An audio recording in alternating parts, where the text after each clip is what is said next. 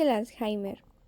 El Alzheimer es un trastorno cerebral que rompe lentamente la memoria y nuestra capacidad de pensar.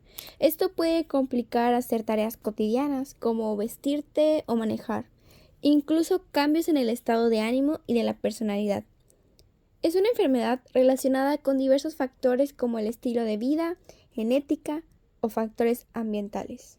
El investigador y patólogo Alois Alzheimer estudió medicina en varias universidades alemanas, hasta graduándose en 1887. El trabajo inicial que consiguió fue en un manicomio de Frankfurt del Meno, en el cual colaboró con Franz Nissl, en donde investigaron sobre la corteza cerebral de 1907 a 1918. En 1903, Alois Alzheimer se unió a Emil Kraepelin en una clínica psiquiátrica en Múnich, la cual está dedicada a la investigación cerebral. En 1906 tuvo la oportunidad de presentar su primer caso de Auguste D., una paciente de 50 años de edad, la cual tenía pérdida de la memoria, desorientación y alucinaciones. Le hicieron la autopsia y reveló que tenía atrofia de la corteza cerebral, placas seniles y ovillos, neurofibrilares, hallazgos inéditos gracias a nuevas técnicas de tinción. Inicialmente se subestimó la importancia de la atrofia cortical. En 1910, Kraepelin bautizó la condición como enfermedad de Alzheimer en su manual de psiquiatría.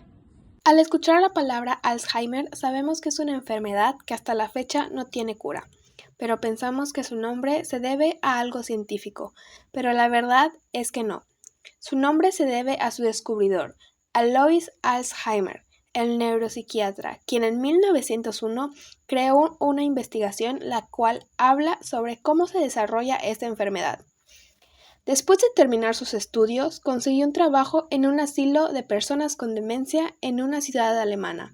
Junto con el apoyo de otros médicos neuropsiquiátricos, quienes se encontraban trabajando junto con él, Alzheimer aprendió nuevas técnicas para el estudio de los nervios. Durante su estancia en este trabajo, tuvo la responsabilidad de la señora Auguste Deter, una anciana de 51 años, la cual presentaba la rápida pérdida de memoria y en ocasiones ataques de celos. Después de años, la señora falleció, pero durante su estancia en el asilo su estado se fue agravando, ya que no se tenía un diagnóstico exacto de lo que se tenía, por lo que no se le podía medicar. Esto le interesó mucho a Alzheimer, por lo que pidió hacerle estudios a su cerebro, tomando obviamente una muestra de su cerebro cuando pues la señora ya estaba fallecida, y descubrió que la corteza cerebral era más delgada de lo habitual, al igual que presentaba un enredo nervioso. Esto sería la clave para el descubrimiento de una nueva enfermedad. En 1906, Alois presentó su estudio ante la Conferencia de Psiquiatría del Sudoeste Alemán. A este trabajo lo tituló sobre una enfermedad específica de la corteza cerebral, donde él explicaba que la corteza cerebral presentaba síntomas como la pérdida de la memoria, desorientación e incluso podría llegar hasta la muerte, como en el caso de la señora Auguste. En su momento, Alois pensaba que el descubrimiento de esta enfermedad era algo rara y que quizá no lo tomarían en serio. Pero, con el paso del tiempo, tuvo que sacar una 8ª edición de su manual de psiquiatría. Esta fue publicada en 1906, que al momento de publicarla fue el propio Emil Kraepelin quien bautizó la nueva enfermedad con el nombre de Alzheimer, en honor a Alois, quien fue su descubridor. Finalmente, en 1912, Alois tuvo su cátedra de psiquiatría y neurología en la Universidad de Breslau, en Polonia. Alois se casó con Cecil Simons Natalie Wallerstein, con quien tuvo 2 hijos, Gertrude y Hans. Desafortunadamente, el matrimonio de Alois con Cecil solo duraría 7 años, ya que Cecil falleció en 1901. Poco después del fallecimiento de Cecil, Alzheimer decidió mudarse a Múnich por invitación de Emil Kraepelin. En 1913, de camino a Breslavia, Alemania, para ocupar la cátedra del Departamento de Psicología de la Universidad Friedrich Wilhelm, Alzheimer contrajo un fuerte resfriado que se complicó con una endocarditis sin recuperarse del todo. Él falleció en 1915 a los 51 años de edad y fue enterrado junto a su esposa en el cementerio judío de Frankfurt del Meno.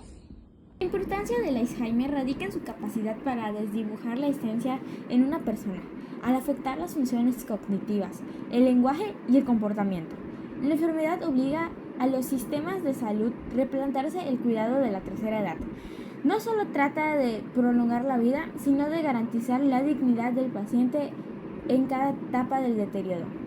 Hablar del Alzheimer es hablar de la familia, la carga emocional, física y económica que recae sobre los cuidadores es inmensa. Es vital reconocer la importancia de esta enfermedad para crear redes de apoyo, dar las políticas públicas y visibilizar el duelo en la vida que atraviesan los seres queridos. Actualmente no existe cura, pero la investigación es clave. Dar importancia a esta patología permite inversión de la ciencia que nos sirve para encontrar tratamientos que ralenticen el avance y el diagnóstico precoz, que permite al paciente tomar decisiones sobre su futuro y el tratamiento mientras aún tiene autonomía. Finalmente, la importancia es sensibilizarnos sobre el Alzheimer. Reside en derribar el estigma. Una sociedad informada es una sociedad que no aísla al anciano confundido, sino integra y protege. Es comprender que aunque los recuerdos no se borren, los sentimientos y la necesidad de afecto permanecen intactos hasta el último momento. Otras razones pueden ser cambios en el cerebro respecto a la edad, como el encogimiento, daños en los vasos sanguíneos, inflamación, entre otros. Esto porque podría dañar a las neuronas o afectar a otras células. La última razón puede ser por cambios en los genes. Esto hace mayor probabilidad en el desarrollar Alzheimer, pero existen dos tipos. El inicio temprano, un tipo menos frecuente y solo ocurre entre personas de entre 30 y 65 años. El segundo, el inicio tardío. Al contrario del anterior, este es más común y ocurre a personas mayores a 65 años. Siguiendo con esta razón, las personas con síndrome de Down en algún momento tendrán Alzheimer cuando vayan envejeciendo. Muy probablemente ya muestren signos de la enfermedad a los 40. Pero a esto, ¿cuáles son las causas? Aún no hay causas específicas de esta enfermedad, por lo cual los científicos siguen estudiando. Puede existir una combinación de factores tanto ambientales como hereditarios para que exista un riesgo a padecer Alzheimer. Entre las posibles causas pueden ser ciertos factores a la salud, ambientales o incluso de estilo de vida, que pueden afectar de alguna manera. Esto puede ser como una exposición a contaminantes, enfermedades cardíacas, presión alta, diabetes u obesidad. El tratamiento del Alzheimer se divide principalmente en dos categorías: aquellos que tratan los síntomas cognitivos, la memoria y el lenguaje, y los nuevos tratamientos que buscan modificar el proceso de la enfermedad. Uno de los principales medicamentos son los inhibidores de la colinestera, que pueden ser varios y hay diferentes tipos, pero pues estos medicamentos son los más recetados en las etapas más leves a moderadas. Su función evita la degradación de la acetilcolina, un mensajero químico en el cerebro importante para el aprendizaje y la memoria. El segundo medicamento es la antagonista del NMDA, la memantina. A medida que el Alzheimer avanza, las células cerebrales dañan y liberan demasiado glutamato, lo que puede sobrecargar y matar las neuronas sanas. La tercera es la terapia de la inmunoterapia. Recientemente la ciencia ha logrado hitos con fármacos que atacan la causa biológica de la enfermedad, como las placas de proteína en el cerebro. Esta enfermedad puede parecer indefensa, pero es peor de lo que muchos piensan, ya que avanza de manera lenta y no tiene freno, lo que con el paso del tiempo complica el estado de salud del enfermo. En un caso de Alzheimer avanzado es cuando el paciente ya no puede vivir por cuenta propia, es decir, necesita de los demás para poder hacerlo. Las complicaciones que tiene esta enfermedad son diferentes, pero las que principalmente la caracterizan son: el paciente ya no reconoce. Aquí es cuando el paciente reconoce de manera esporádica,